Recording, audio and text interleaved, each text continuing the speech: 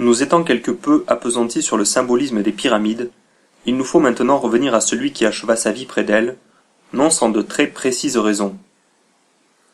Le départ pour l'Égypte de Guénon, qui dès sa jeunesse signait certains articles, le Sphinx, était prévu de longue date. Mais pour le mieux comprendre, il nous faut, autant qu'il est possible, nous interroger sur la personnalité du maître, et surtout écouter ce qu'il nous en dit lui-même. Dans une lettre datée du 17 juin 1934, il précise en effet à l'un de ses correspondants, après avoir fait allusion entre autres aux études de la gnose et de la France antimaçonnique, ouvrez les guillemets, « Chaque fois que je me suis servi ainsi d'autres signatures, il y a eu des raisons spéciales, et cela ne doit pas être attribué à R.G., ces signatures n'étant pas simplement des pseudonymes à la manière littéraire, mais représentant, si l'on peut dire, des entités réellement distinctes. » Fermez les guillemets. La première idée qui vient à l'esprit à la lecture de ces lignes est de rapprocher ces entités des tulkus dont nous avons parlé plus haut et qu'Alexandra David-Néel définit de façon succincte mais néanmoins suggestive dans Mystique et magicien du Tibet. Ouvrez les guillemets. D'après la croyance populaire, un tulku est soit la réincarnation d'un saint ou d'un savant défunt, ou bien l'incarnation d'un autre être qu'humain, Dieu, démon, etc. Fermez les guillemets.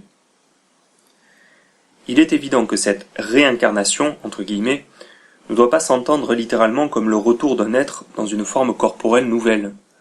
La notion des états multiples de l'être est corrélativement celle de la transmigration, qui désigne le passage de l'être à travers une multiplicité indéfinie d'états non humains et supra-humains, suffit à prouver l'absurdité métaphysique de la réincarnation, qui impliquerait une limitation de la possibilité universelle.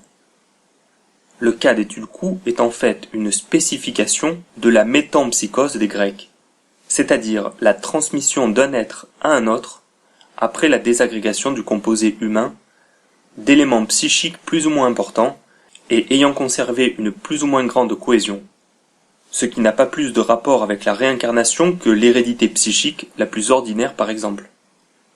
Et puisque la mémoire fait évidemment partie de ces éléments psychiques liés à la forme humaine et libérés à la mort d'un individu, sa transmission suffit à expliquer les cas de réminiscence dont on a voulu faire des preuves de la réincarnation.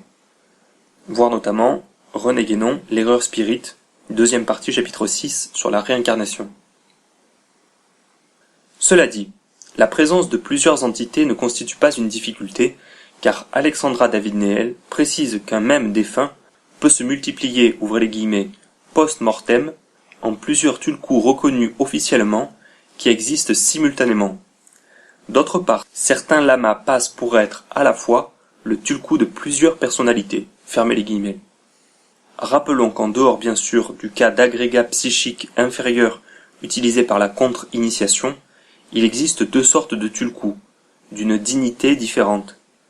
Les tulkus des dieux, en fait des projections de certains principes ou de certaines entités suprahumaines, voir notamment la lettre de Guénon à Renato Schneider du 13 septembre 1936, qui manifeste donc la permanence d'une fonction spirituelle d'ordre très élevé, et les tulkus de personnages historiques, qui résultent de la transmission aux différentes individualités qui perpétuent la fonction des dits personnages d'un agrégat d'éléments psychiques. Si la fonction des tulkus est caractéristique du lamaïsme tibétain, il s'agit néanmoins d'une possibilité indépendante de toute forme traditionnelle déterminée, et dont rien n'empêche qu'on ne la retrouve dans d'autres contextes. Le cas de Guénon semble bien nous en offrir un exemple. Nous ajouterons même qu'il se pourrait que nous ayons là la manifestation de deux catégories de tulkus. Mais pour le moment, nous croyons pouvoir illustrer notre hypothèse par l'énigmatique réponse qu'aurait faite Guénon à l'un de ses visiteurs, rue Saint-Louis-en-Lille à Paris. Ce n'est pas que nous entendions tirer un parti exagéré des propos qui nous ont été ainsi rapportés, ne connaissant que trop la marge d'imprécision qu'il convient toujours d'envisager pour ce genre particulier de tradition orale. Mais enfin, la question est précise, la réponse brève, et nous n'avons aucune raison de douter de la bonne foi de notre interlocuteur.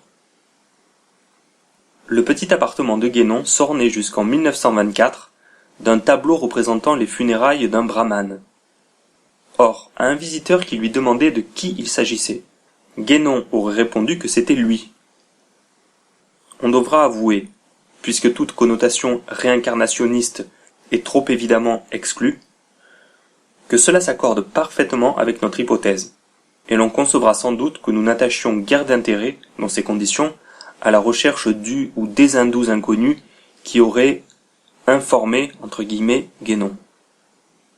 Quoi qu'il en soit, tout ceci nous permettra peut-être de mieux comprendre qu'à Paul le Court, qui lui reprochait son hindouisme, il rétorqua qu'il ne croyait pas si bien dire, ce qui, à la lettre, et sans même parler du fait que Guénon représentait toutes les traditions, eût posé nombre de problèmes dans la mesure où, par le système des castes, on est hindou, mais on ne le devient pas.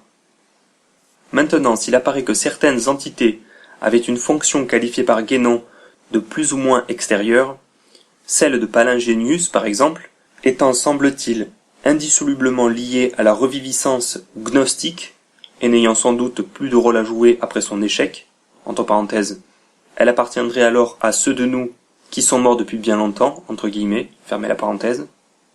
Il en est une dont le rôle semble avoir été beaucoup plus durable et opératif.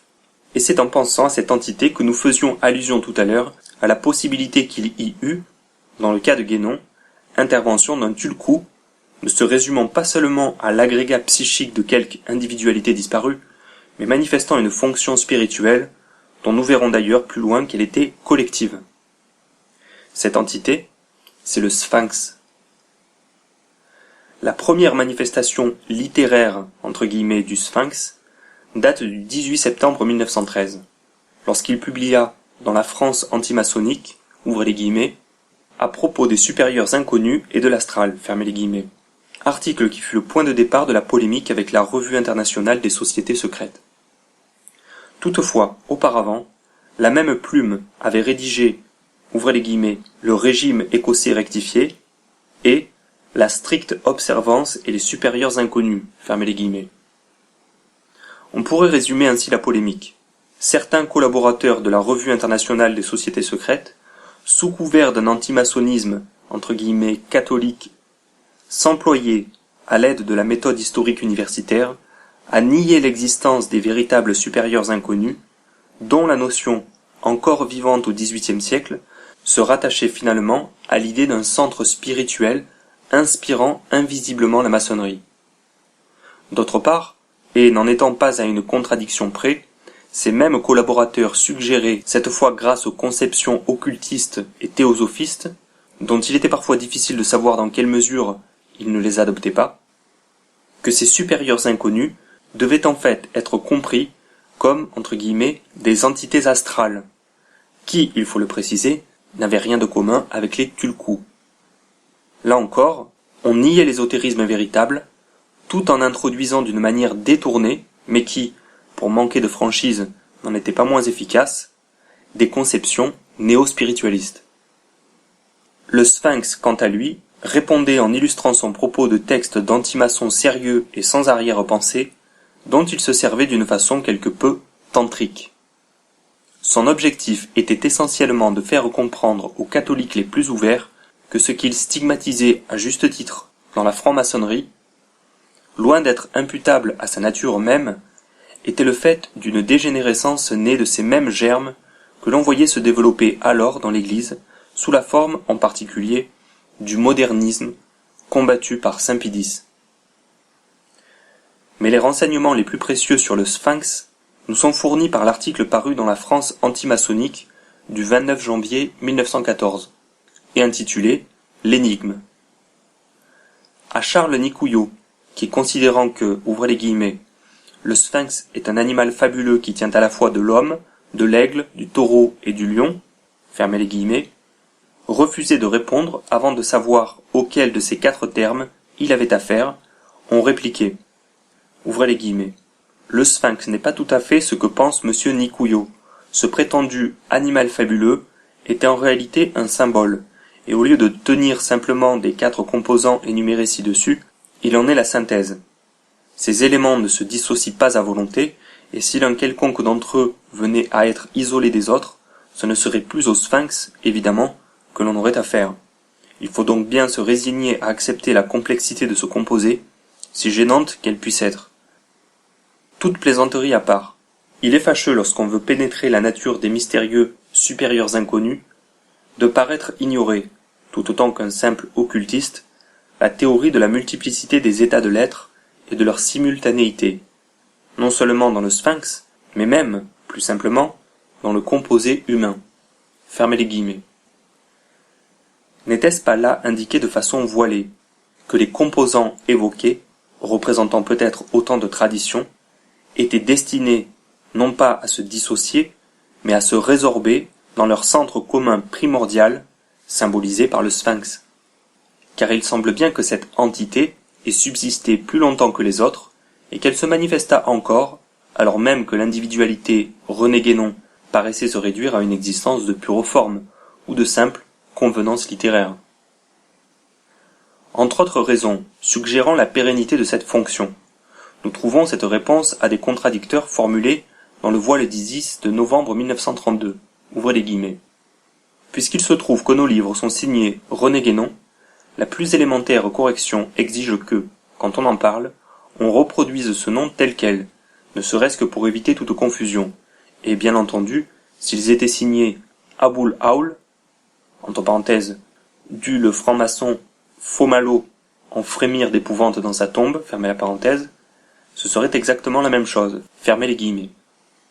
Or, Aboul Aoul n'est autre que le nom du sphinx en arabe. Maintenant, si nous cherchons à discerner la nature véritable du sphinx, c'est encore à l'énigme que nous nous référons. Ouvrez les guillemets. C'est une singulière manie, et beaucoup trop commune, que celle qui consiste à toujours et avant tout savoir les noms, comme si ces noms signifiaient ou prouvaient quelque chose.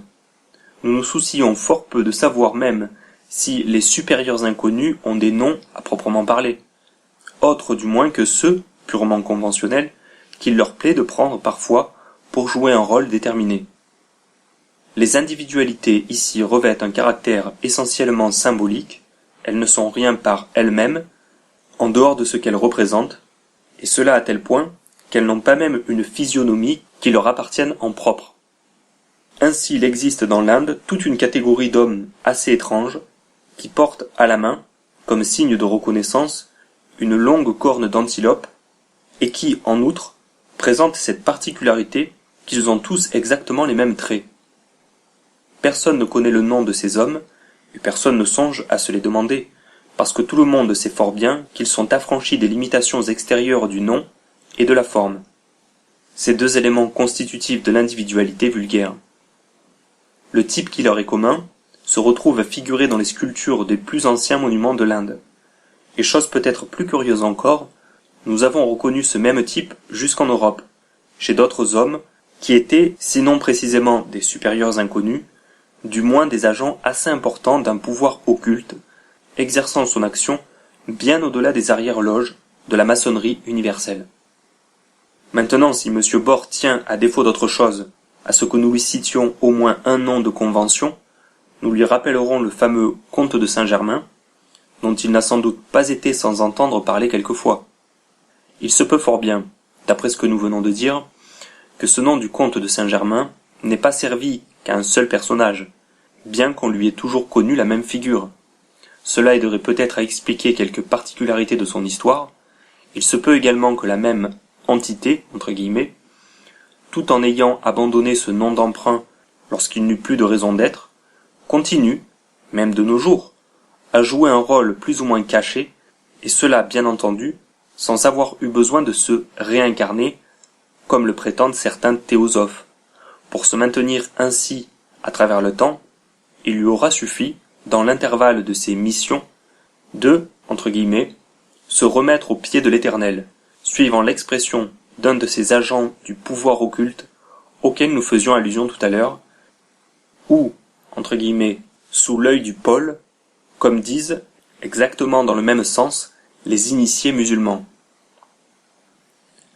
Tout cela, assurément, est fort énigmatique, mais si nous le disons ici, c'est parce que nous avons pour cela d'excellentes raisons, et non point, qu'on veuille bien le croire, dans le but unique d'intriguer M. Bord ou M. Martigues. Fermez les guillemets. Il semblerait donc bien que nous touchions ici au cœur du sujet, avec ce conte de Saint-Germain dont la fonction universaliste ou œcuménique, au vrai sens du terme, est discrètement évoquée par les mentions conjointes de l'Éternel et du Paul, renvoyant à la fois au judaïsme et à l'islam. Quant à ce type commun aux hindous, à la corne d'antilope et aux agents européens du pouvoir occulte, relevant apparemment du judaïsme, ne référait-il pas, essentiellement, à l'analogie fonctionnelle évoquée plus haut entre l'hindouisme et le judaïsme? Le titre de Rose-Croix couramment attribué à Saint-Germain nous introduit plus précisément encore dans un contexte hermétique. Que le Sphinx, dans une dernière réponse à M. Gustave Bord, insista à nouveau sur les raisons particulières qui l'avaient amené à évoquer, ouvrez les guillemets, la possibilité d'un rôle joué de nos jours encore par la même entité complexe, fermez les guillemets, achèvera de nous convaincre des relations très étroites qu'il entretenait avec le comte de Saint-Germain, affinité parfaitement cohérente sur le plan doctrinal comme sur le plan opératif, si l'on veut bien se souvenir des origines égyptiennes de l'hermétisme. De fait, René Guénon a bien porté le tulku de Saint-Germain, qui passa brièvement en islam avant d'être remis en 1943, sur les indications du même Guénon, aux représentants de l'ésotérisme chrétien. Pour ce qui concerne les incidences de ce dépôt sur la réalisation spirituelle du maître, il serait bien sûr présomptueux d'aller plus avant. Nous pouvons seulement suggérer que l'individualité Guénon s'effaça finalement derrière cette entité du Sphinx, dont il évoque clairement la permanence, sans qu'il faille voir là une impossible osmose avec un autre être, mais seulement l'accession au degré occupé par cet être, qui avait représenté jusque-là un aspect du gourou intérieur, et à qui l'unit désormais une fonction commune dont la réalité spirituelle coïncide avec l'état primordial, et qui peut se manifester en une multitude de supports, en l'occurrence des êtres différents et néanmoins indiscernables extérieurement, par là même qu'ils appartiennent à une unique fraternité sainte, entre parenthèses, dous sanctus Germanus. Il s'agit donc là de l'entrée en contact, stricto sensu, avec un centre spirituel.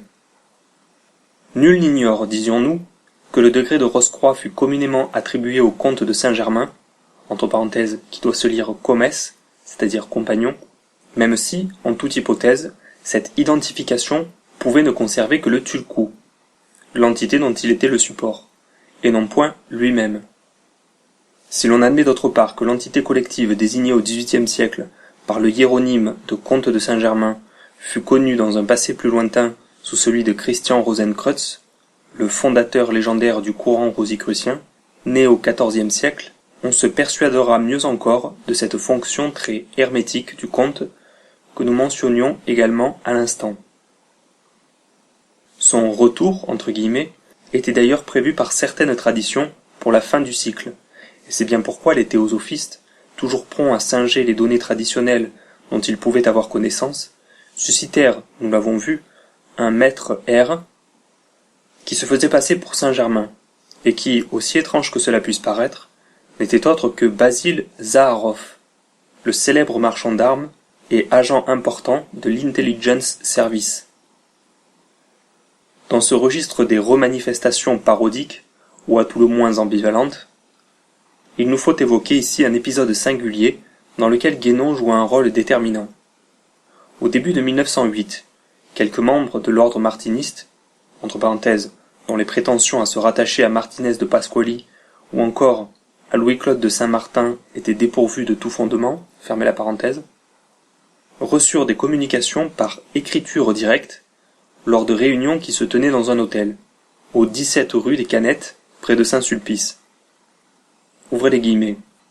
Or, nous dit Paul Charconac, un certain jour ils reçurent l'ordre d'y amener Guénon. Dans les communications qui suivirent, tantôt rue des Canettes, tantôt rue Saint-Louis-en-Lille, au domicile parisien de Guénon, l'entité qui se manifestait enjoignit aux assistants de fonder un ordre du Temple, dont Guénon devrait être le chef. Fermez les guillemets. Cet ordre du Temple rénové n'eut qu'une existence éphémère, puisqu'il fut dissous par Guénon vers la fin de 1911, mais il n'en retient pas moins l'attention par la manifestation des entre guillemets entités fort antinomiques de Jacques de Molay et Cagliostro, d'une part, et de Frédéric de Prusse et Weishaupt, d'autre part, ce dernier étant, comme l'on sait, le fondateur de l'ordre pseudo-maçonnique et authentiquement subversif des Illuminés de Bavière. Cette remanifestation templière, plutôt déconcertante, était à vrai dire entachée dès l'origine d'irrégularité, puisque captée, non pas de façon médiumnique, comme on l'a cru, mais par un moyen qui, s'il rappelait bien un procédé traditionnel à base numérologique, n'en était pas moins interdit depuis un siècle. Quant à la présence inquiétante de Weishaupt et de Frédéric II, parfaits représentants du siècle des Lumières, elle concernait en réalité non point ces troubles personnages, mais des noms de codes emblématiques indiquant un contact avec une centrale contre-initiatique mineure. C'était là en somme l'aspect résiduel et subverti de l'héritage templier.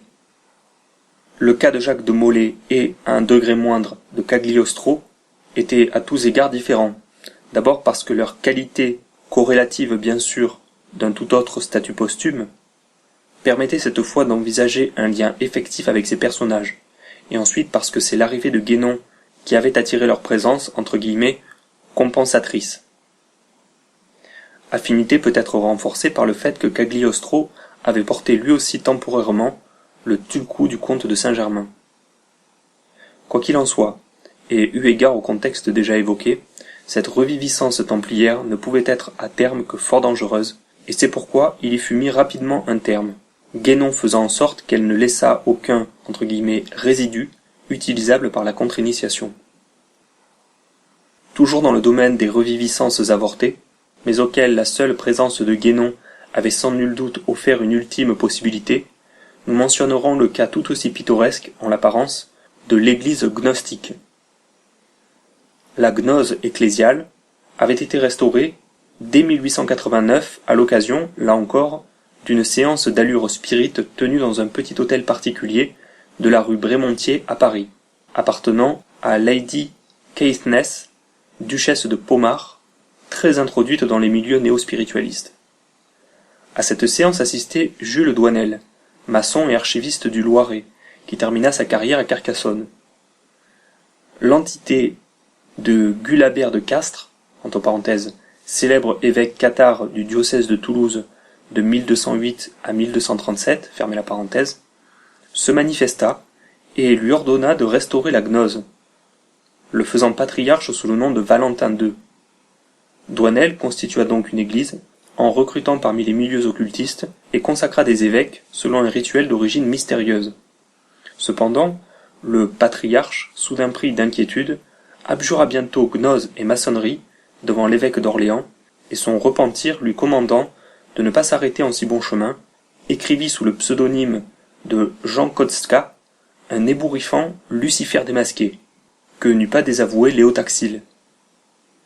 L'église gnostique se donna donc un nouveau chef en la personne d'un occultiste socialisant, Fabre des Essarts, entre parenthèses, Sinésius en épiscopat, que Guénon rencontra lors du congrès spiritualiste et maçonnique de 1908 à Paris et qui le fit entrer, entre guillemets, en gnose.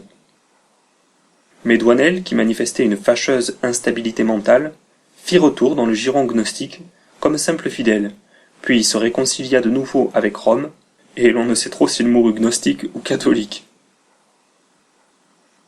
Il ne semblerait donc pas, au contraire de l'ordre du Temple rénové, que l'on dût s'arrêter à cette reviviscence gnostico-cathare, qui paraissait pourtant répondre à la prédiction célèbre « Al cap des 700 ans, verdera lo laurel », c'est-à-dire « au bout des 700 ans, reverdit le laurier ». En fait, il s'agissait bel et bien d'une intervention inspirée par, entre guillemets, Léon, du nestorianisme, et s'inscrivant dans le cadre d'un authentique gallicanisme, mais que le contexte là encore rendit inopérante, et à laquelle Guénon fut chargé de mettre un terme. L'affaire des Polaires, enfin, troisième volet de ce curieux triptyque, se présenta elle aussi, 20 ans après l'ordre du Temple rénové, comme une manifestation des plus ambiguës, et prenant appui, à l'origine, sur une méthode analogue. En 1908, le jeune Mario Fil, fils d'un Français résidant à Rome, et d'une Italienne, qui était en villégiature à Bagnaia, village du Viterbé, fit la connaissance d'un mystérieux ermite que l'on appelait le Père Julien, et qui demeurait en pleine montagne. Prenant plaisir à la conversation, le jeune homme lui fit de fréquentes visites, dont l'ermite le remercia en lui confiant de vieux documents contenant une méthode divinatoire à forme arithmétique qui ne devait être divulguée sous aucun prétexte. D'abord découragé par la complexité des opérations à effectuer pour obtenir une réponse, Mariophile n'expérimenta l'oracle avec succès que quelques années plus tard, ayant fait en Égypte, entre parenthèses, bien sûr, la connaissance d'un autre Italien, Cesare Accomani, il le mit au courant de la méthode, et ce dernier, enthousiasmé, voulut retrouver le père Julien. Las, il avait quitté Bagnaia, et c'est seulement en 1918 que, grâce à l'oracle, on apprit qu'il avait regagné son couvent de l'Himalaya. Mais c'est à Paris, où vinrent s'installer Fille et Accomani, que l'affaire allait prendre toute son ampleur.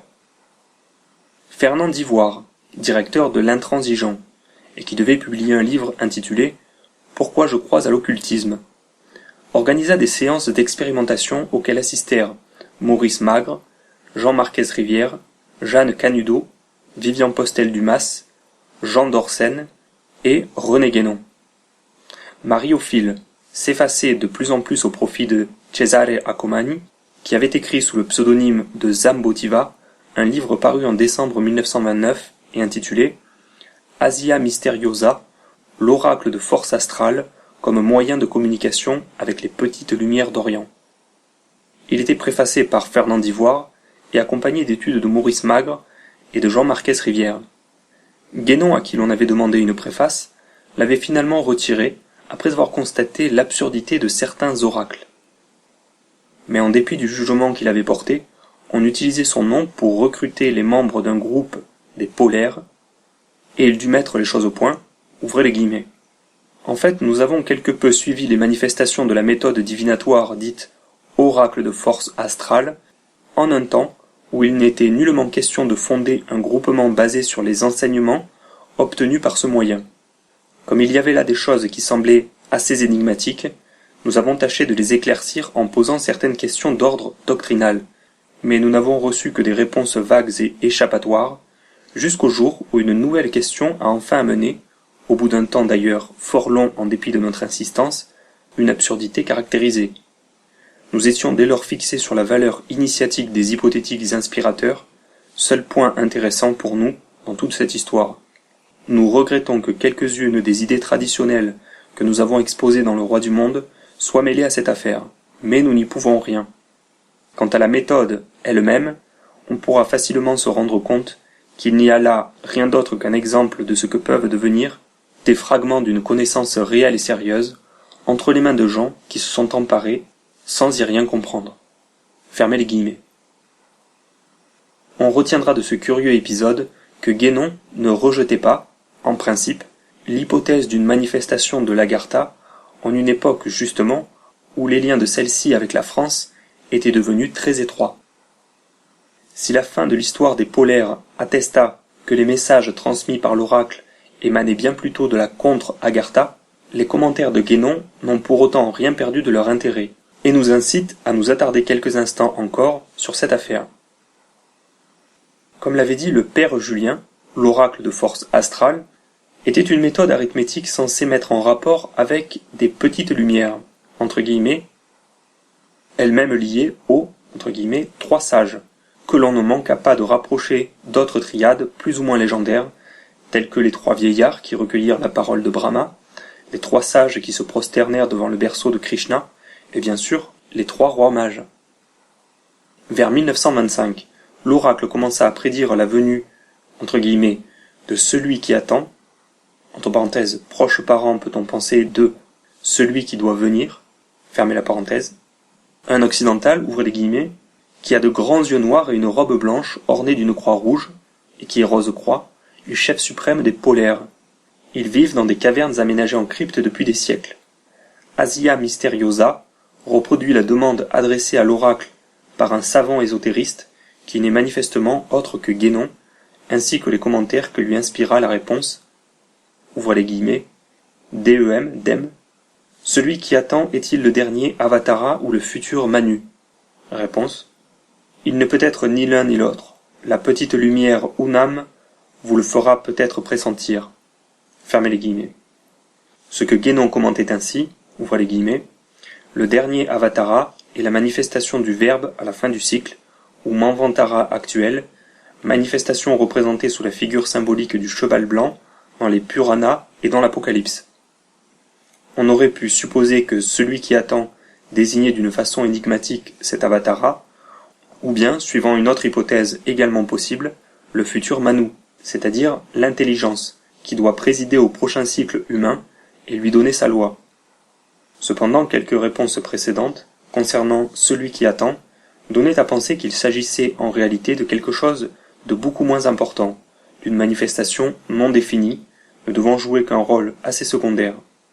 Mais il était intéressant d'en avoir la confirmation, et cette confirmation que la présente réponse apporte de la façon la plus nette et la plus formelle, ouvrez les guillemets, une âme est le retournement de Manu, ce qui indique symboliquement qu'il s'agit d'un reflet de Manu. Il existe d'autres exemples connus de ce procédé. Ainsi le nom de Roma, considéré comme retournement de Amor, ce cas semble bien avoir été interprété de la même façon dans certaines traditions ésotériques. Unam est qualifié de piccola luce, petite lumière, ce qui le place en quelque sorte au même niveau que les trois sages, mais son nom indique une relation plus directe avec le centre du monde. Fermez les guillemets. En avril 1929, l'oracle confirma que les communications émanaient d'un groupe de traditions occidentales et rosicruciennes dans le jardin de préparation de l'Agartha. Le message disait en effet « Chevaliers sages initiés à la grande roue, ils furent absorbés par les petites lumières d'Orient, ils ont laissé des traditions dans le grand jardin. » Là encore, Guénon commenta « Le titre de chevalier convient bien aux Rose-Croix, car ils ont succédé aux Templiers pour maintenir, après la destruction de ceux-ci, le rattachement de l'Occident au centre du monde. La grande roue, traduction du terme sanskrit Mahachakra, symbolise le monde ou la nature. L'initiation à la grande roue correspond à ce que l'on appelait dans l'Antiquité les petits mystères, expression dont il faut peut-être rapprocher la désignation de petite lumière, point d'interrogation, petit mystère qui se rapportait aux possibilités de l'état humain. Cette initiation est bien celle qui convient à des chevaliers, c'est-à-dire à des kshatriyas, et en ce qui concerne les Rose-Croix, cette indication semble parfaitement exacte, car elle s'accorde tout à fait avec celle que nous avons déjà pu voir d'autre part. Le grand jardin est le Pardès, d'où partent toutes les traditions, et où elles se conservent toutes. Il peut en un certain sens général être identifié avec l'Agartha comme correspondant plus précisément au centre de ce jardin. Entre parenthèses, la montagne d'où coulent les 4 fleuves, fermez la parenthèse, par lequel s'établit directement la communication du monde humain avec les mondes supérieurs. Fermez les guillemets. Après que, le 8 avril 1930, le père Julien eut annoncé dans un message qu'il allait franchir, entre guillemets, les portes de lumière, c'est-à-dire mourir, Cesare Accomani et Mario Fil reçurent de l'oracle toutes les instructions relatives aux rites et au but de la nouvelle société, la fraternité des polaires, qu'ils allaient devoir créer. Il leur fut notamment précisé que du sein des polaires sortiraient un jour des hommes qui, après avoir satisfait à toutes les épreuves idoines, recevraient l'initiation des Rose-Croix et connaîtraient leurs secrets. D'ores et déjà, l'oracle indiquait que des documents contenant une partie de ces secrets, rédigés en allemand, se trouvaient enfouis en Palestine, dans une cachette dont l'emplacement serait dévoilé en un temps utile. Toute chose qui, sous le rapport du symbolisme inversé, et dans la perspective des grandes manipulations contre-initiatiques alors imminentes, n'était peut-être pas sans intérêt. En attendant, il convenait de se préoccuper du salut de la France, menacée par les verges de feu et par les sabots des 4 cavaliers de l'Apocalypse. Pour ce faire, on devait, voilà les guillemets, préparer une cohorte de fer pour défendre le flambeau. Il fallait des frères pour le grand combat, et des frères pour aider à la grande reconstruction. Fermez les guillemets. Mais les polaires semblèrent quelque peu dépassés par de si hautes destinées, et la défection de Zambotiva, lui-même, allait être cruellement ressentie. S'étant tourné vers la radiesthésie, l'oracle lui permit, dit-on, de découvrir la baguette de pique de la Mirandole, qui avait la propriété de vibrer au voisinage de l'or. Il n'eut de cesse qu'il fût allé essayer cette merveille en des lieux dignes de son usage, en l'occurrence Montségur, où il se rendit en compagnie d'une fidèle de l'église gnostique et lointaine descendante d'Esclarmonde de Foix. Las, la baguette de pique de la Mirandole ne vibra point. Après une ultime et infructueuse quête aurifère en Espagne, Accomani quitta les polaires. Dès lors la fraternité, usant de moins en moins de l'oracle de force astrale, sembla tomber sans remède dans les platitudes habituelles, même ou surtout, si l'on y déclara en 1938 avoir contribué aux accords de Munich.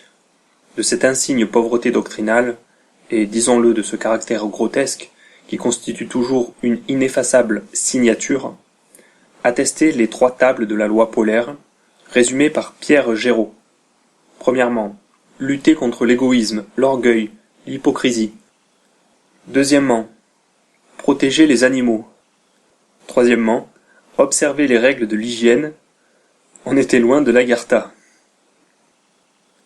Et pourtant cette fin sans gloire ne doit pas faire oublier que le premier dépositaire du secret arithmétique de la force astrale disait l'avoir reçu en Italie en 1908, l'année même de la reconstitution de l'ordre du Temple, effectuée à l'origine selon un procédé à base numérologique. L'étrange simultanéité de ces 2 résurgences résiduelles, celle manifestée par l'Église gnostique étant, nous l'avons vu, d'un ordre différent et liée à une autre chronologie, trouve sans doute sa raison profonde dans une remarque de Guénon, dans un compte rendu d'un livre du professeur Luigi Valli sur Il linguaggio segreto di Dante e dei fideli d'amore. Il écrivait en effet, ouvrez les guillemets, « Il semble que le temps soit venu où le vrai sens de l'œuvre de Dante se découvrira enfin. Si les interprétations de Rossetti et Daru ne furent pas prises au sérieux à leur époque, ce n'est peut-être pas parce que les esprits y étaient moins bien préparés qu'aujourd'hui, mais plutôt parce qu'il était prévu que le secret devait être gardé pendant 6 siècles, entre parenthèses, le Naros chaldéen, fermez les guillemets.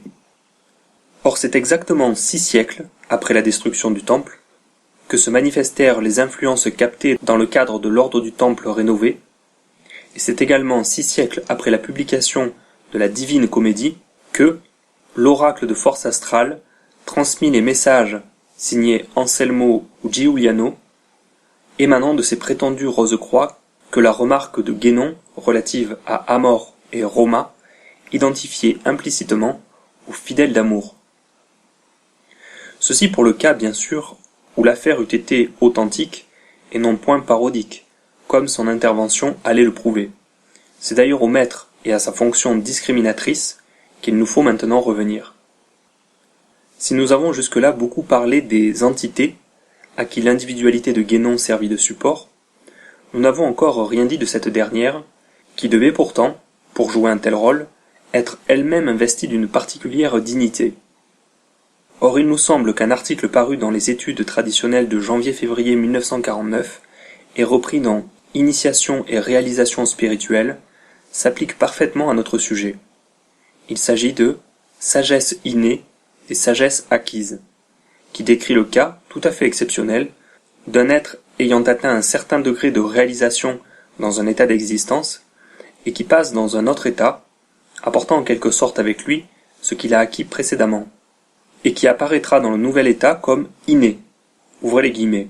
Il est d'ailleurs bien entendu qu'il ne peut s'agir en cela que d'une réalisation demeurée incomplète, sans quoi le passage à un autre état n'aurait aucun sens concevable, et que dans le cas de l'être qui passe à l'état humain, cas qui est celui qui nous intéresse plus particulièrement ici, cette réalisation n'est pas encore allée jusqu'à l'affranchissement des conditions de l'existence individuelle, mais elle peut s'étendre depuis les degrés les plus élémentaires jusqu'au point le plus voisin de celui qui, dans l'état humain, correspondra à la perfection de cet état. On peut même remarquer que dans l'état primordial, tous les êtres qui naissaient comme hommes devaient être dans ce dernier cas, puisqu'ils possédaient cette perfection de leur individualité d'une façon naturelle et spontanée, sans avoir aucun effort à faire pour y parvenir, ce qui implique qu'ils étaient sur le point d'atteindre un tel degré avant de naître à l'état humain. Fermez les guillemets. Toutefois, la solidification du milieu terrestre actuel ne permettra plus à cette sagesse innée de se manifester de manière tout à fait spontanée, comme pendant l'âge d'or. Ouvrez les guillemets. L'être dont il s'agit devra donc recourir aux moyens qui existent en fait pour surmonter ces obstacles, ce qui revient à dire qu'il n'est nullement dispensé, comme on pourrait être tenté de le supposer à tort, du rattachement à une chaîne initiatique. Fermez les guillemets. Mais si l'initiation est, dans les conditions actuelles, strictement indispensable, il n'en reste pas moins que le cas de cet être sera privilégié. Il pourra en effet, ouvrez les guillemets, passer en apparence par les mêmes degrés que l'initié qui est simplement parti de l'état de l'homme ordinaire, mais la réalité sera pourtant bien différente. En effet, non seulement l'initiation, au lieu de n'être tout d'abord que virtuelle comme elle l'est habituellement, sera pour lui immédiatement effective, mais encore il reconnaîtra ces degrés, si l'on peut s'exprimer ainsi, comme les ayant déjà en lui, d'une façon qui peut être comparée à la réminiscence platonicienne, et qui est sans doute, au fond, une des significations de celle-ci. Il peut même se faire que, lorsqu'il se trouve en présence des rites et des symboles initiatiques, ceux-ci lui apparaissent comme s'il les avait toujours connus d'une façon en quelque sorte intemporelle, parce qu'il a effectivement en lui tout ce qui, au-delà et indépendamment des formes particulières, en constitue l'essence même. Une autre conséquence de ce que nous venons de dire, c'est que pour parcourir la voie initiatique, un être tel que celui dont nous parlons n'a nul besoin de l'aide d'un gourou extérieur et humain, puisqu'en réalité, l'action du véritable gourou intérieur opère en lui dès le début, rendant évidemment inutile l'intervention de tout substitut provisoire, car le rôle du gourou extérieur n'est en définitive pas autre que celui-là. Fermez les guillemets. Il est remarquable que nous trouvions là toutes les clés permettant de comprendre les aspects les plus énigmatiques de la fonction de René Guénon. Et d'abord cette sensibilité spirituelle prodigieuse dont parlait Michel Valzane, et qui, ouvrez les guillemets, devait servir pour un rôle de reconnaissance et d'identification universelle de la multitude des symboles et des significations. Fermez les guillemets.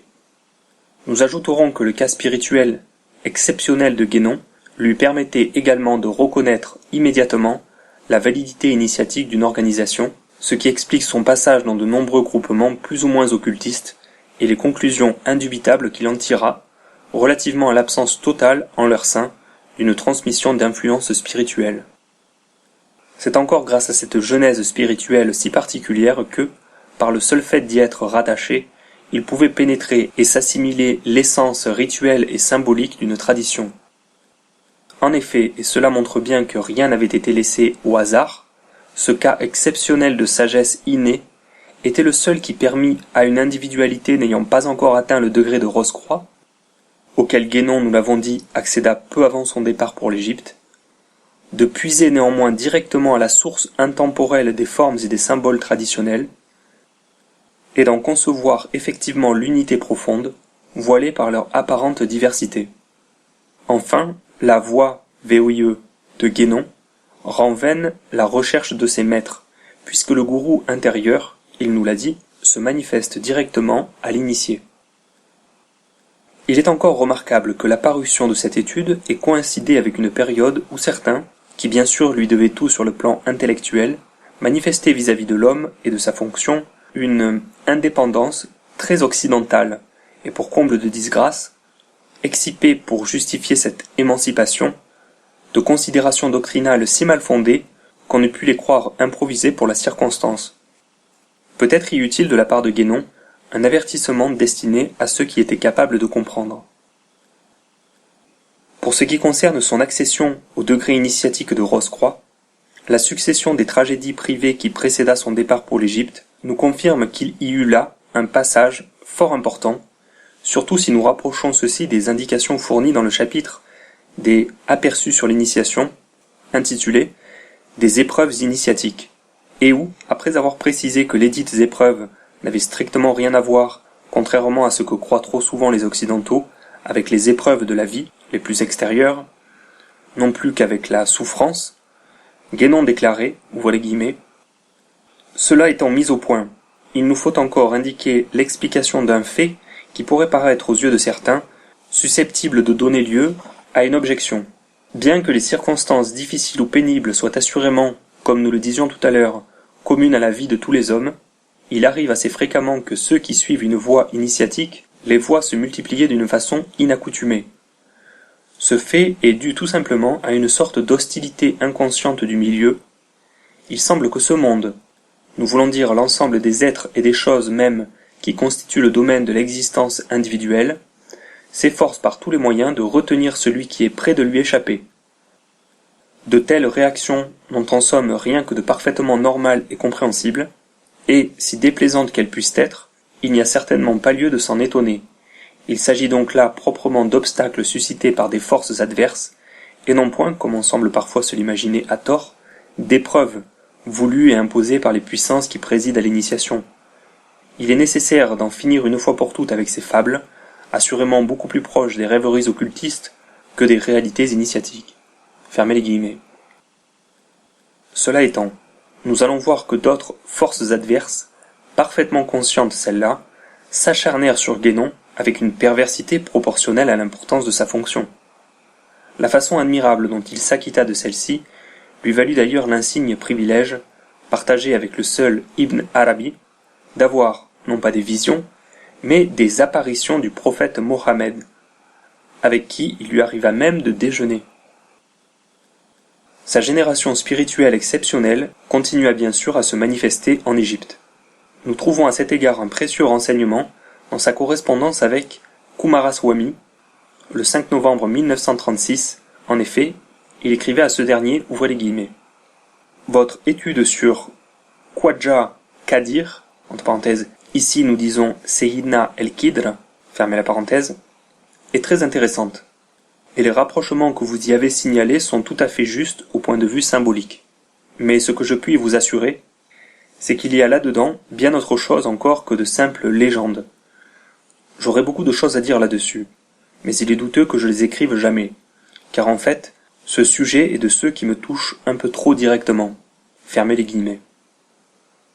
El-Qidr est de nouveau mentionné le 31 janvier 1938. Ouvrez les guillemets. La question des individus exceptionnels se trouvant dans un milieu où il n'y a plus d'initiation est effectivement assez embarrassante à certains égards. Il peut dans certains cas tout au moins arriver qu'il soit remédié à cette situation par des circonstances également exceptionnelles. Mais la vérité est que ceci ne révèle pas de la juridiction du Qutb, entre parenthèses le pôle, mais de ce qui est représenté par la fonction d'El-Qidr, en tant que maître des, entre guillemets, afrad, fermez les guillemets. Enfin, le 6 février 1938, il souhaitait que Coomaraswamy reprît pour les études traditionnelles son article sur El-Qidr, ouvrez les guillemets, en le complétant par certaines considérations qui, comme vous me l'avez dit, n'auraient pas été à leur place dans la revue où il a été publié primitivement. Si cela était possible, j'en serais d'autant plus heureux que, de divers côtés, on réclame depuis longtemps déjà quelque chose sur ce sujet, mais que pour bien des raisons, je préférerais qu'il soit traité par quelqu'un d'autre que moi. Fermez les guillemets. Pour bien comprendre toute l'importance de ces données, il convient de se reporter au traité du Muhyiddin Ibn Arabi, intitulé Les catégories de l'initiation, Tartibut Tasawwuf, traduit partiellement par Abdul Hadi, et dans lequel sont passés en revue les différentes voies initiatiques et les caractéristiques, les types spirituels, propres à ceux qui les suivent. Or la troisième catégorie est précisément celle des afrades, les solitaires. Ouvrez les guillemets. Le nombre des afrades n'est ni connu ni déterminé. Ils arrivent à l'initiation et opèrent par elle d'une façon particulière, c'est-à-dire que chacun d'eux a une formule spéciale d'initiation. Ils ne tombent pas par conséquent sous les regards ou la surveillance de l'apogée spirituelle de l'époque, mais restent cachés dans le makam, appelé la cellule. L'apogée spirituelle ne les connaît pas, et ne peut voir ou juger leur situation. Qidr, que la divine paix soit sur lui, est leur maître. C'est pourquoi ce prophète dit à Moïse, que la divine paix soit sur lui, ouvrez les guillemets, je possède une science qui procède de celle d'Allah, et que tu ne peux avoir, fermez les guillemets. Or Moïse était l'apogée de l'époque.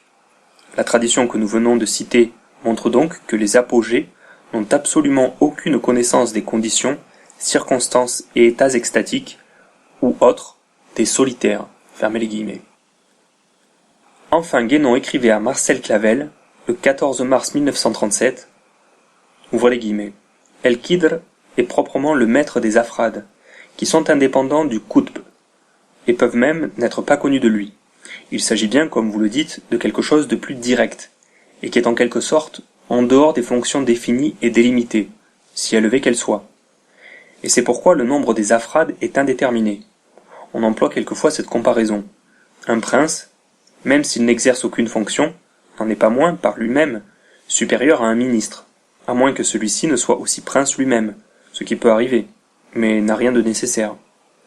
Dans l'ordre spirituel, les Afrades sont analogues aux princes, et les Aktab aux ministres. Ce n'est qu'une comparaison, bien entendu, mais qui aide tout de même un peu à comprendre les rapports des uns et des autres. Fermez les guillemets. Tout cela incite bien sûr à voir dans les Afrades le type des initiés définis dans sagesse innée et sagesse acquise. Et c'est ce qui explique leur indépendance à l'égard de la juridiction du pôle. Celui-ci, qui du fait de sa position centrale reçoit les influences spirituelles et les répartit en quelque sorte dans toutes les organisations initiatiques existantes, entre parenthèses, et par extension dans les formes exotériques dont elles représentent le noyau, fermez la parenthèse, connaît ainsi d'une manière essentielle tous les initiés, puisqu'il est en somme à l'origine de leur génération spirituelle. Les Afrades, au contraire, du fait qu'ils apportent avec eux, dans le monde humain, une réalisation acquise dans un état antérieur, ne lui sont pas soumis par la même. Et c'est alors El Khidr qui représente pour eux un aspect du gourou intérieur. Cette assimilation fait d'autant moins de difficulté que selon Ali Wafa, un soufi du XIVe siècle, cité par Henri Corbin, ouvrez les guillemets, chaque spirituel entend dans la voix d'un Khidr l'inspiration de son propre Esprit Saint, de même que chaque prophète perçoit dans la forme d'un ange Gabriel l'esprit de sa propre prophétie. Fermez les guillemets. Il faut encore ajouter qu'Ibn Arabi reçut l'investiture d'El Khidr sous la forme du rite du manteau, qui rappelle bien sûr la transmission qui s'effectua d'Élie à Élisée. Quant à Guénon, c'est bien sous la guidance directe d'El Khidr qu'il pratiquait, outre l'islam, la tradition primordiale. Et c'est parce qu'El Khidr lui avait demandé de le rejoindre que Guénon, selon une pratique connue en soufisme, mais qui n'est certes pas donnée à tous, quitta en apparence ce monde en retenant son souffle. En apparence, disons-nous, car il est plus actif que jamais. Bien qu'il ait réalisé l'identité suprême immédiatement après sa mort, et donc transcendé la multiplicité des états de l'être, il réapparaîtra tout comme saint Louis avant la fin du cycle, pour des raisons fonctionnelles, en même temps que les élus qui, occupant le centre de l'état humain, sont directement concernés, on l'a vu, par la première résurrection. 20 ans auparavant, déjà, soit au lendemain de son installation en Égypte, Guénon avait en quelque sorte annoncé la forme que prendrait, entre guillemets, sa disparition. Il écrivait en effet dans le Voile d'Isis de novembre 1931, à l'adresse des contre-initiés qui avaient infiltré la Revue internationale des sociétés secrètes. Ouvrez les guillemets. Du reste, si on continue à nous empoisonner avec la personnalité de René Guénon, nous finirons bien quelques jours par la supprimer tout à fait. Mais nos adversaires peuvent être assurés qu'ils n'y gagneront rien, tout au contraire. Fermez les guillemets. Aussi fantastique que cela puisse sembler à qui a été de trop longue date habitué, voire contraint, à ne considérer que la surface des choses, ce sont bien des sectateurs de culte contre-initiatique qui tentèrent d'empêcher par tous les moyens que la fonction de Guénon s'accomplit. Les preuves de cette action consciente, délibérée, protéiforme, sont évidentes et confondantes pour la mentalité rationaliste, qui ne veut voir toujours et partout que conflits d'intérêts politiques et économiques, à la rigueur opposition entre des perspectives philosophiques différentes, que l'on s'empresse d'ailleurs de rattacher aux catégories précédentes. Mais à qui la possibilité d'un tel drame cosmique, s'il est permis de s'exprimer ainsi, apparaîtrait comme tout à fait mythique, c'est-à-dire invraisemblable, et, à franchement parler, ridicule et inconvenante. À moins toutefois qu'on ne préférât, pour sauver ce qui peut l'être, d'un auteur cautionné, sinon compris, par des membres distingués de l'établissement intellectuel, ne voir dans tout cela qu'un conflit symbolique, c'est-à-dire tout aussi inexistant que s'il eût été mythique, mais avec la nuance péjorative en moins. Certains n'eurent pas ces scrupules, tel Michel Lebris, s'offusquant de certaines attaques d'ours contre-initiatiques dont il saura parler plus loin, et qu'il étiquette aussitôt entre guillemets vision ou léger délire. Oui, en vérité, la plus grande ruse du diable, comme le disait entre autres Baudelaire, est de faire croire qu'il n'existe pas. Mais aussi combien affligeant est l'aveuglement de nos contemporains. Il est certes évident que ceux-là même qui prennent une part plus ou moins publique à certaines entreprises suspectes sont souvent inconscients de ce à quoi ils servent de support, à quelque camp ou à quelque parti qu'ils appartiennent. Mais il n'est pourtant pas bien difficile de deviner ce qui, dans l'ombre, manœuvre ce tragique théâtre de marionnettes qu'est le monde moderne.